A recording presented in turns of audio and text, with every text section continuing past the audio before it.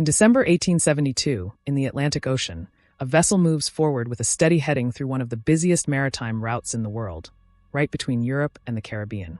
It is a merchant ship called Mary Celeste, aboard which 10 people are traveling, including the captain, his crew, and the passengers. Nothing suggests that this voyage will be any different from any other Atlantic crossing in the 19th century. The sea is relatively calm, the ship responds well, and navigation follows its planned course. But weeks later, another ship finds it adrift.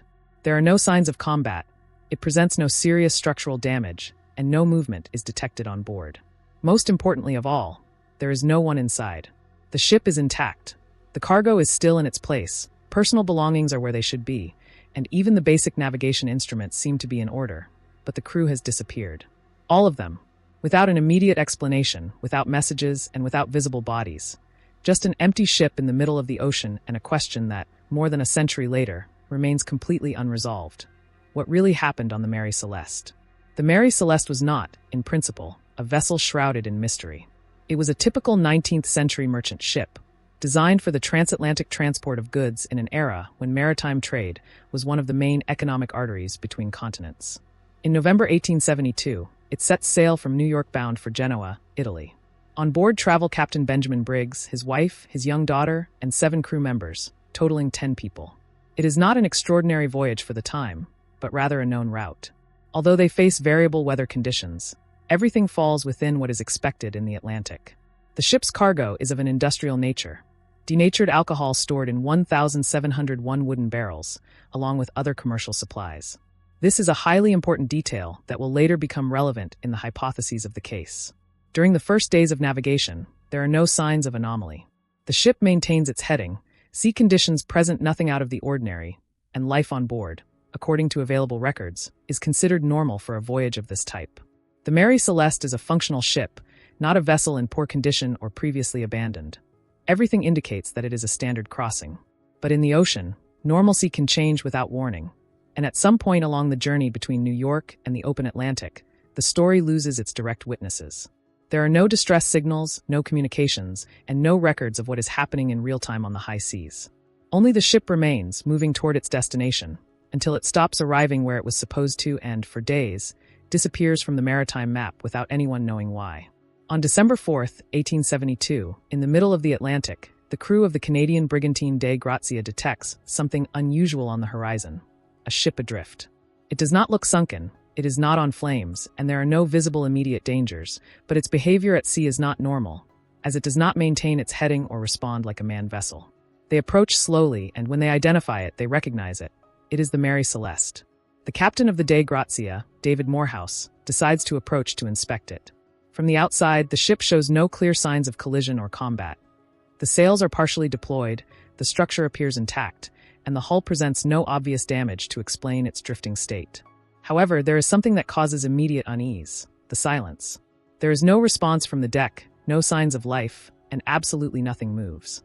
Finally, they decide to board the ship, and what they find is a scene that does not fit any simple explanation. The ship is completely operational in appearance.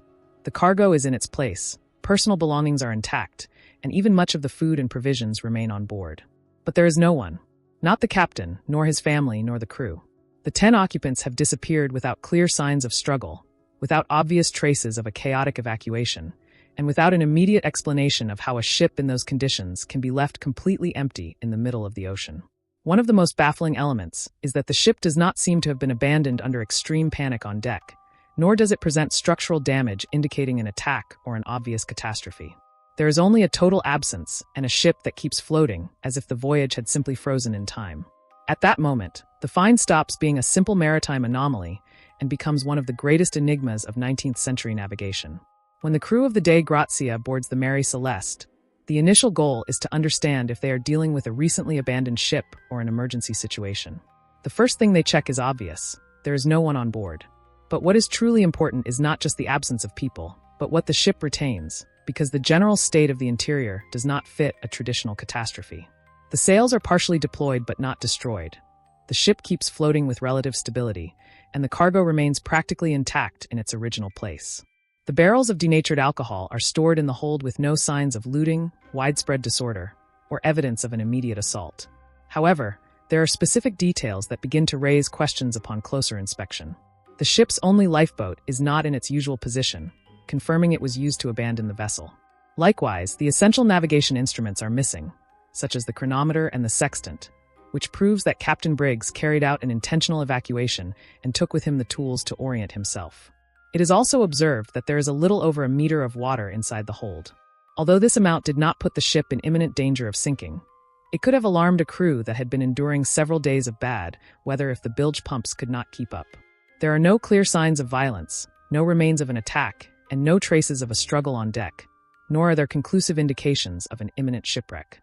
The state of the ship is intermediate. It is not in normal conditions of active navigation, but it has not suffered a catastrophe either. This strange balance is what turns the case into a mystery, because every element found on board can be interpreted in several ways. A hasty evacuation, an unfounded fear, or a technical problem that left no clear visible marks. From this point on, the inspection ceases to be just a search for people and becomes an attempt to reconstruct an invisible event, something that happened between the last recorded navigation and the moment the ship was found. But the ship does not speak, it only retains fragments, and none of them offer a definitive answer. When the news of the discovery of the Mary Celeste begins to circulate among maritime authorities and the press of the time, the immediate void of information opens the door to something inevitable: speculation. An intact ship, with no crew, adrift in the Atlantic.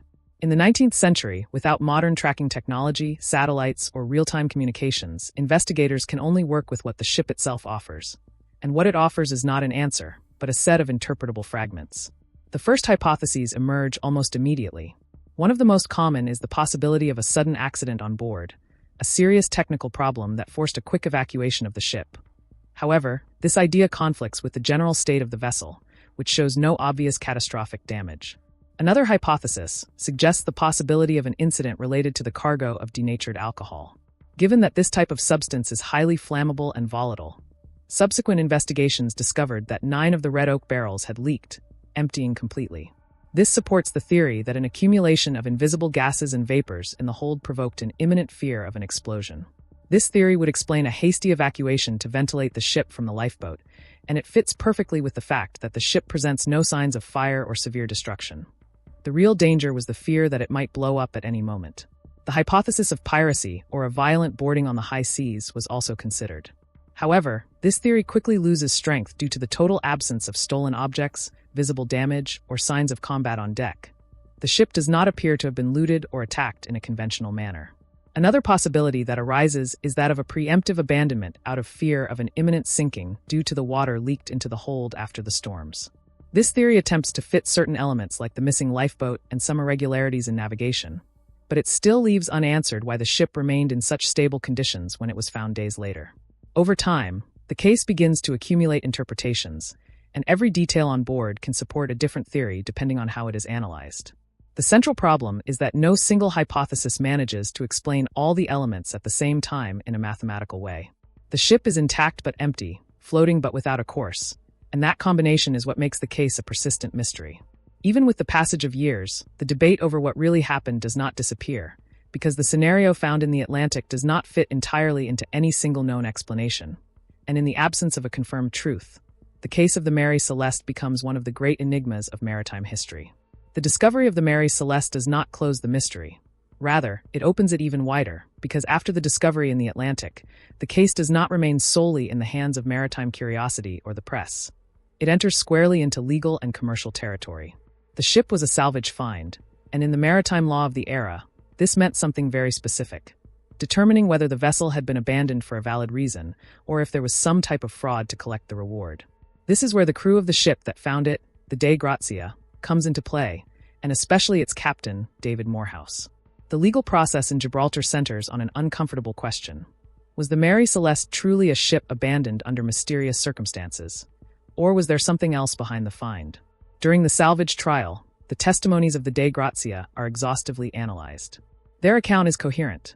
They find the ship adrift, with no signs of a crew, in strange but non-destructive conditions. They inspect, board it, and confirm the total absence of people. However, the context generates inevitable suspicions among the authorities of the time.